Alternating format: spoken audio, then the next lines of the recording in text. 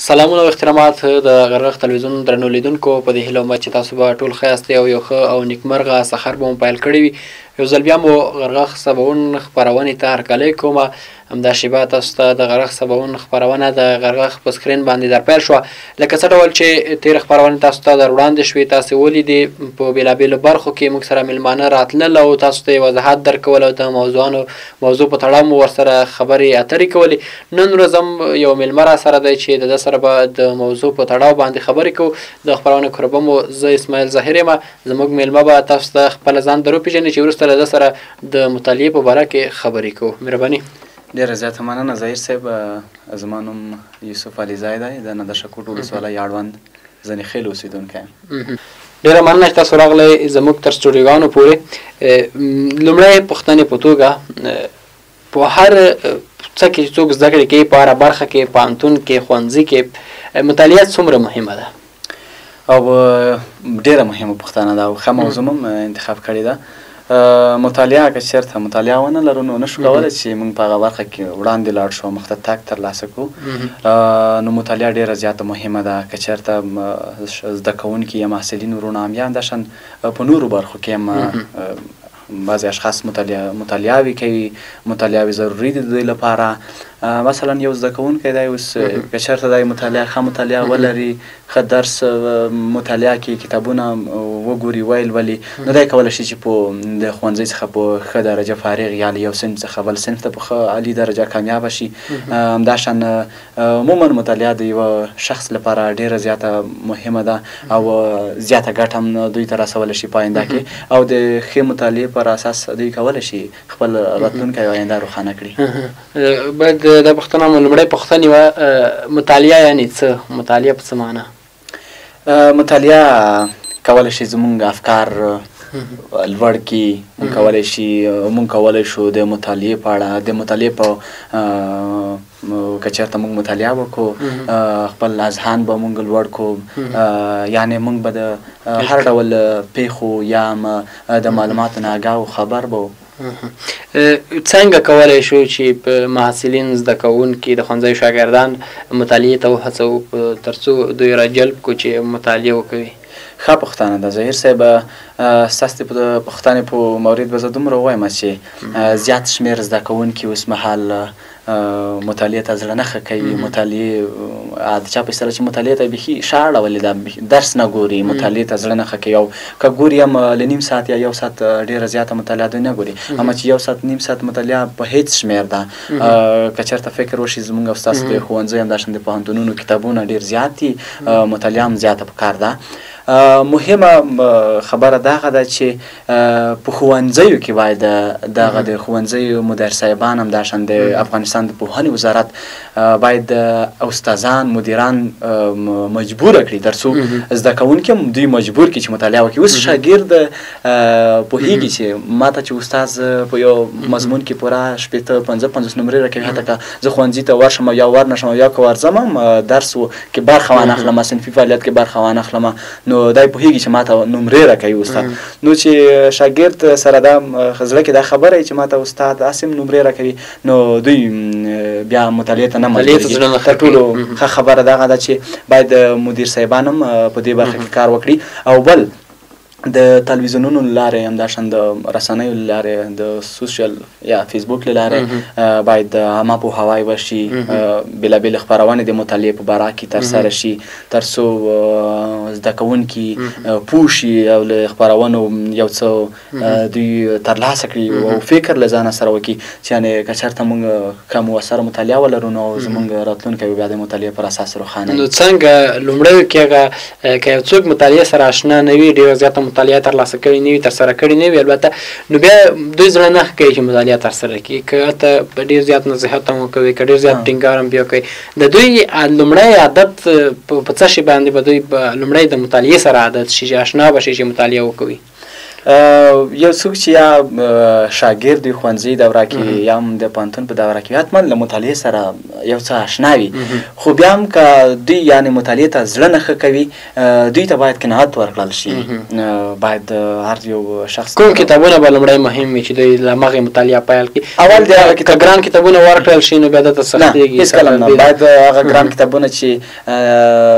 سختې مطالعه سخته ده هېڅ د هغه ملګری یا د کورنۍ غړی دی هم کوشش نه کوي چې په خپل ماشوم یا د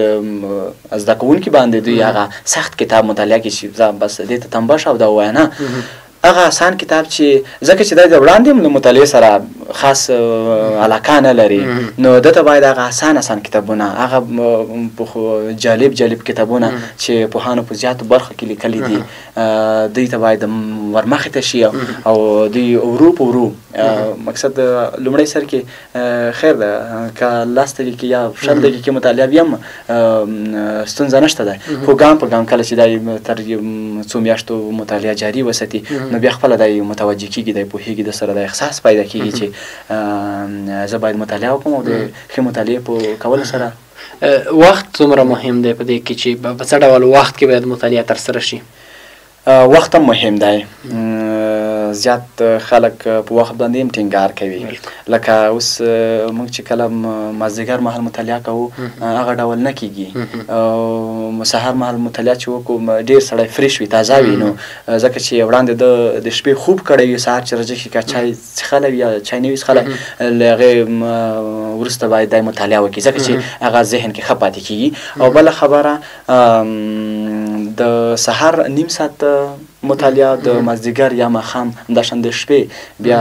چې یو نیم ساعت مطالعه وشي هم هغه د سهار له مطالعې سره یعنې که یو تعریف ته یادوي سهار وخت کې ښه یادېږي ته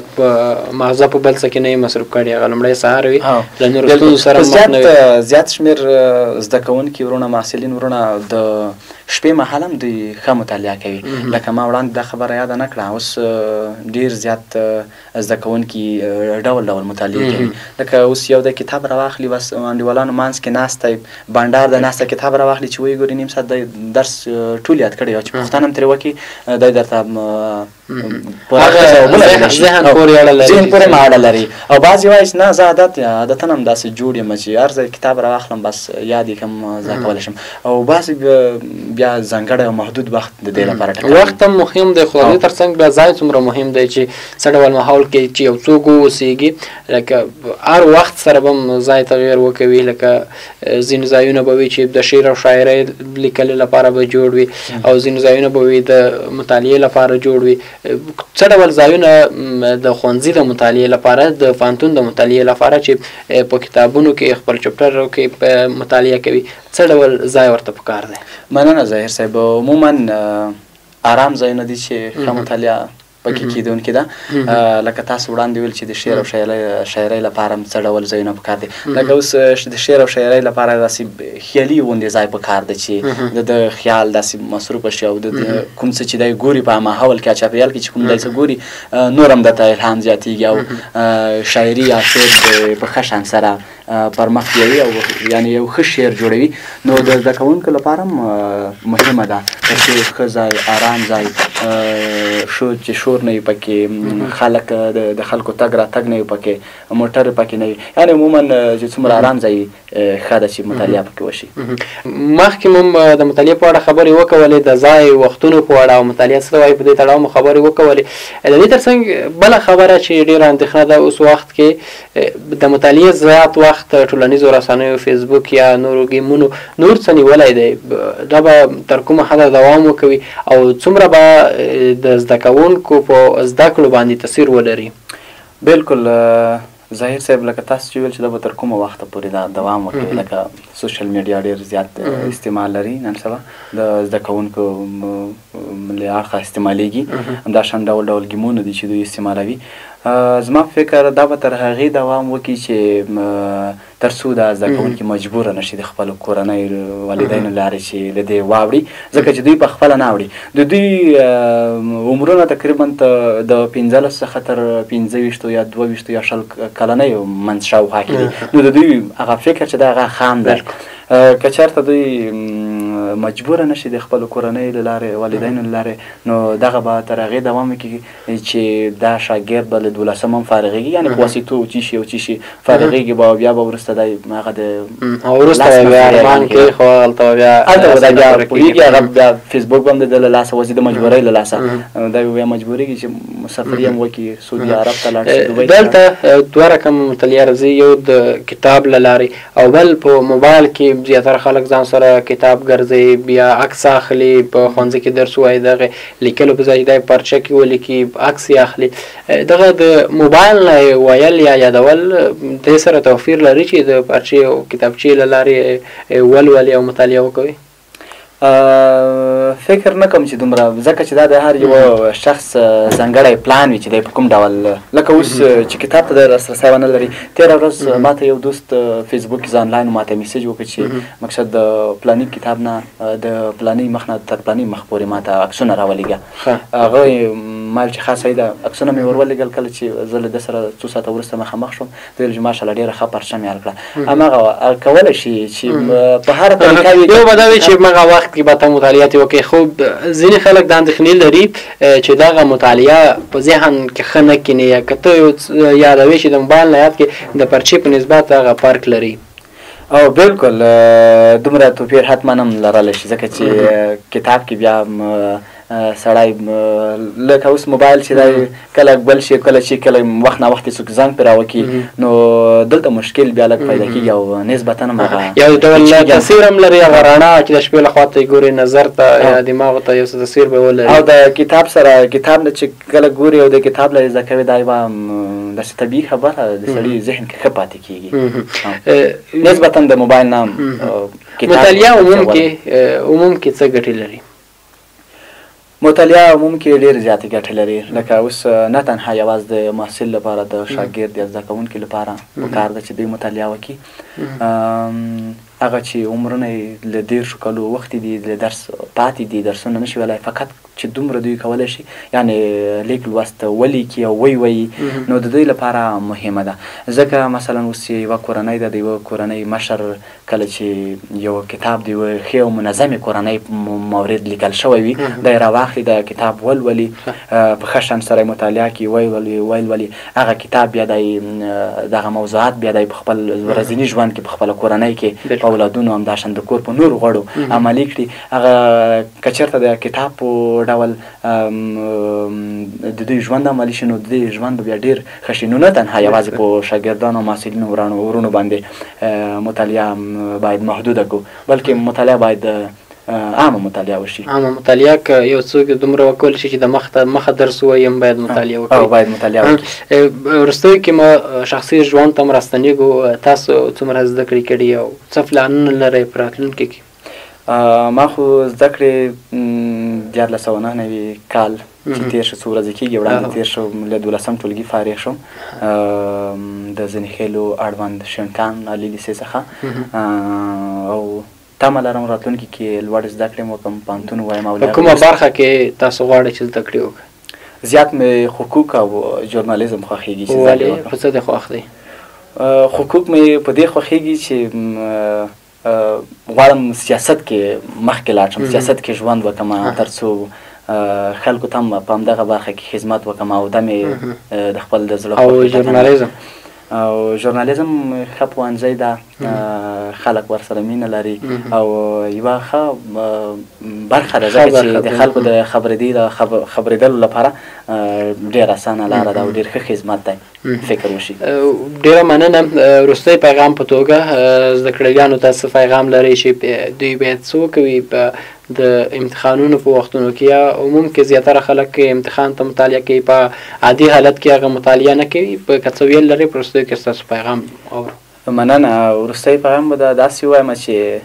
لکه وړاندې ما وویلې د هر یوه ښوونځي د هر یوې لیسې مدیر صاحبان او استادان باید شاګردان مجبوره کړي همداسې د نمرې نه ورکوي ځکه چې دوی هېڅ مطالعې ته زړه نه ښه کوي ټوله شپه فیسبوک ګوري خوبونه کوي او سهار چې امتحان لري چې امتحان د ریاضي امتحان لري هېڅ په تور ټکي هم نه پوهېږي دوی ورشي هلته دوی 50 شپېته نمرې اخلي نو تر څو دوی شاګردان مجبور کړي درس ووایي او له شاګردانو هم هیله کېږي چې تاسو دا وخت چې څومره تېر کړی دی فکر کوم نه وي به پوه شوي همداسې تېر شوی دی هڅه وکړئ ذهن کې خپل فکر وسنجوئ تر څو د آینده راتلونکي لپاره نه تنها د ځان لپاره بلکې د کورنۍ لپاره د مور او پلار لپاره د خویندې او ورونو لپاره نورو وړو ورونو لپاره هڅه وکړئ تر څو د دوی ژوند هم ستاسې د ښې مطالعې د ښه درس په ویلو روښانه شي. ډېره زیاته مننه چې راغلئ زموږ تر سټوډیوګانو موږ سره مخابرې ولرلې. ډېره زیاته مننه. تاسو نه مننه. له تاسو هم ډېره زیاته مننه درنو لیدونکو چې تر دې دمه زموږ سره پاتې وئ. نن ورځې غرغ سباوون خپرونې